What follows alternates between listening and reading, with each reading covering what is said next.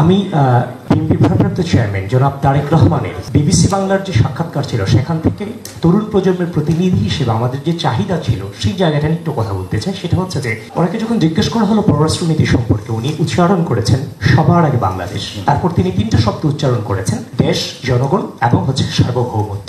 তিনি উচ্চারণ করেছেন বাংলাদেশের কাটা তারে যেভাবে ফেলানিকে হত্যা করে ঝুলিয়ে রাখা হয়েছে সেটার পুনরাবৃত্তি হতে দেওয়া হবে না। তিনি উচ্চারণ করেছেন আমার মানুষজনের উপর যদি আঘাত আসে তাহলে আমি বসে থাকবো না। তিনি উচ্চারণ করেছেন যে আমি পানির ন্যায্য বিশ্বাস চাই। তিনি উচ্চারণ করেছেন বাংলাদেশের মানুষ ভারতের সাথে সম্পর্ক শীতল রাখার সিদ্ধান্ত নিয়েছে, আমি আমার জনগণের সাথে আছি। এই যে সরাসরি সর্বোচ্চ ব্যক্তিত্বের কাছ থেকে পররাষ্ট্রনীতি সম্পর্কে আপোষহীন মনোভাব, সেটাই বাংলাদেশের জনগণ, বাংলাদেশের তরুণ সমাজ চেয়েছিল। আমরা পরিপূর্ণভাবে সেটার প্রতিফলন জনাব তারেক রহমানের কাছ থেকে পেয়েছি। কারণ আমরা বিগত দীর্ঘ দুঃশাসনে আধিপত্যবাদী অপশক্তির যে নির্মম নির্যাতন ছিল রাষ্ট্রের প্রতি, সেটা দেখতে দেখতে এই তরুণ প্রজন্মের পররাষ্ট্রনীতির প্রতি অনেক আগ্রহ আছে।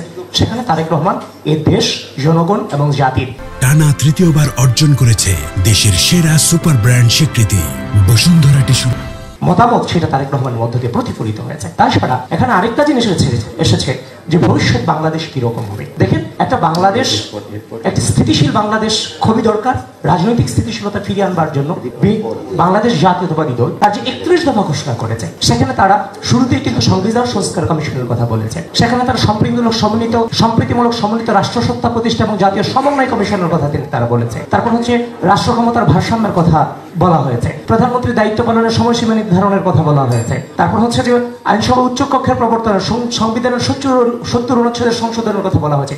আজকে যে সংস্কারগুলো আসছে সেই সংস্কারের কথা তো অনেক আগেই বলা হয়েছে। আজকে যে প্রধানমন্ত্রী দায়িত্ব পালনের সময়সীমা নির্ধারণ নিয়ে অনেক ধরনের কথা হয়েছে, সেটা তো বিএনপির কাছ থেকেই এসেছে। সুতরাং একটা রাষ্ট্রের রাজনৈতিক স্থিতিশীলতা প্রয়োজনের জন্য যে সংস্কারগুলো প্রয়োজন সেগুলো বিএনপি ঘোষণা করেছে। তাছাড়া রাষ্ট্রের স্থিতিশীলতা বজায় রাখার পাশাপাশি রাষ্ট্রের যে উন্নয়নগুলো প্রয়োজন, যেমন 17 নম্বরে মুদ্রাস্ফীতি বিবেচনায় শ্রমের ন্যায্য মূল্য নিশ্চিতের কথা বলা হয়েছে। তারপর হচ্ছে যে জাতীয় স্বার্থের অগ্রাধিকারের ভিত্তিতে সবার আগে বাংলাদেশের যে নীতি সেটা ঘোষণা করা হয়েছে। ঠিক এভাবেই 23 নম্বরে হচ্ছে যুবকদের জন্য বলা হয়েছে আধুনিক যুগ উপযোগী যুব উন্নয়ন নীতিমালা ঘোষণা করা হবে। তারপর শিক্ষা ব্যবস্থা নিয়ে 24 নম্বরে বলা হয়েছে। ঠিক একইভাবে 25 নম্বরে ধরেন হচ্ছে যে আপনার স্বাস্থ্য, 24 নম্বরে নারীদের ব্যাপারে বলা হয়েছে, 25 নম্বরে শিক্ষা, 26 নম্বরে স্বাস্থ্য। এভাবে প্রত্যেকটা নীতি কিন্তু বিএনপি বলেছে। তো সুতরাং আমরা আশা করি বাংলাদেশ জাতীয়তাবাদী দল 31 দফার আলোকে যদি রাষ্ট্র বিনির্মাণ করে তাহলে এই রাষ্ট্রটি স্থিতিশীল বাংলাদেশের দিকে যাবে। তবে সর্বশেষে কথা হচ্ছে যে আমার আগে আমরা, আমাদের আগে দেশ, ক্ষমতার আগে জনতা, সবার আগে বাংলাদেশ। সকলকে ধন্যবাদ।